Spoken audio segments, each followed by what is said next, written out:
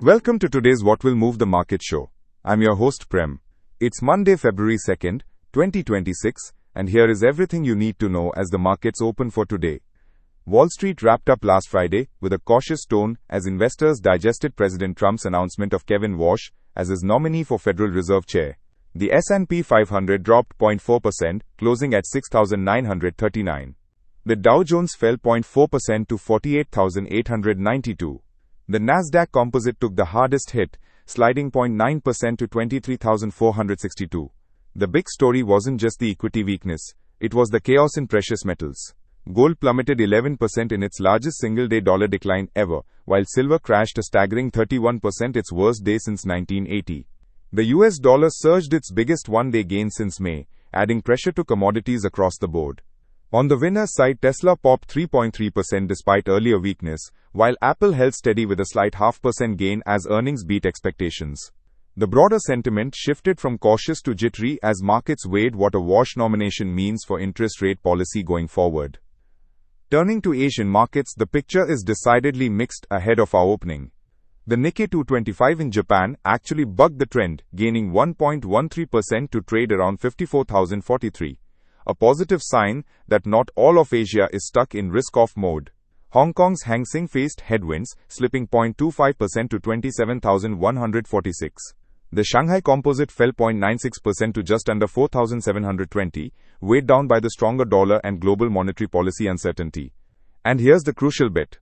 GIFT Nifty has actually bounced back smartly this morning, trading up 0.42% at 24,888, having recovered 102 points from the weekend close. This suggests Indian institutional buyers are showing up at these levels, and that the initial panic sell-off post-budget is beginning to stabilize. The recovery in GIFT Nifty overnight is a meaningful signal that we won't see the free fall that many feared. The Nifty 50 is likely to open with modest gains or around unchanged levels, which provides a much-needed breather after Sunday's brutal 2% crash on the STT hike announcement. On the global front, there's been significant movement on trade and monetary policy that could ripple into Indian markets. President Trump has signaled that India will pivot to purchasing Venezuelan oil rather than Iranian supplies, a development that addresses some of the geopolitical tensions around energy sourcing. More importantly, his nomination of Kevin Warsh as Federal Reserve Chair has set off a chain reaction. Warsh is known as a hawk on inflation but has recently advocated for rate cuts, which markets initially interpreted as dovish. However, the gold and silver crash, triggered by concerns about a stronger dollar and potential tightening ahead, suggests traders are reassessing. A stronger US dollar is bearish for emerging market flows and commodities tied to INR weakness. There's also escalating tension around Trump's reciprocal tariff regime affecting India, though the Union budget on Sunday has addressed several US-centric demands in terms of tariff reductions and fiscal consolidation. Domestically, the Union budget presented yesterday has left markets deeply divided. Finance Minister Nirmala Sitharaman hiked the securities transaction tax on futures and options premiums, which triggered a sharp sell-off and sent India VIX spiking. The Nifty 50 crashed 1.96% to 24,825, its lowest close in 4 months.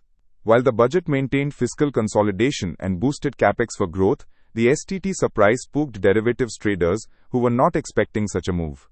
The RBI is widely expected to maintain its repo rate at 5.25% at its February 4th to 6th policy meeting, with no immediate easing expected, despite inflation running well below the central bank's target. Looking at institutional flows, FIIs have turned net sellers again as they reassess India's valuation premium and the impact of tariff policy uncertainty.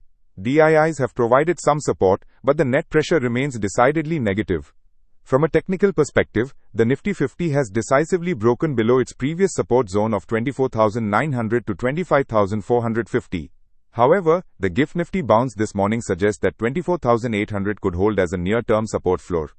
Key support levels are now pegged at 24,650 to 24,700, with a test of 24,500 possible, only if selling truly intensifies again. Resistance is firmly placed in the 25,000 to 25,100 zone, with the 200-day EMA around 25,160, serving as medium-term resistance.